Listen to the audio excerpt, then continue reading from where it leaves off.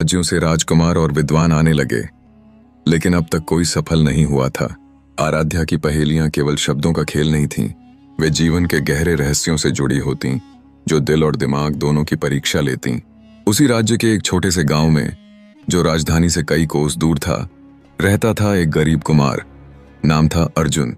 गांव का नाम था हरितपुर, जहां हरे खेत लहराते थे और नदी की कलकलाहट दिन रात सुनाई देती। अर्जुन का घर एक छोटी सी झोपड़ी था, जहां वह अपनी बूढ़ी मां के साथ रहता।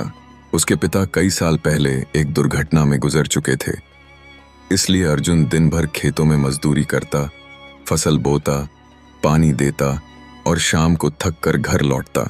लेकिन उसकी गरीबी उसके सपनों को नहीं रोक पाती थी। अर्जुन का दिल सोने की तरह शुद्ध था।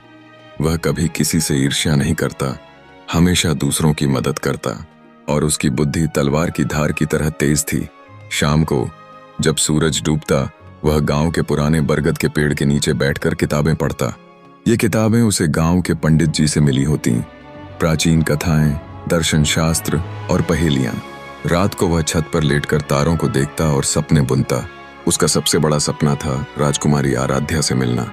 उसने गांव वालों से सुना था कि राजकुमारी की पहेलियां इतनी कठिन हैं कि अब तक सैकड़ों राजकुमार और विद्वान असफल हो चुके हैं।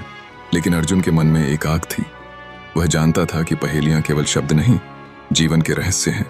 वे उन सवालों की तरह हैं जो जीवन हमें रोज पूछता है, और जवाब केवल किताबों में नहीं, अनुभव में छिपे होते हैं।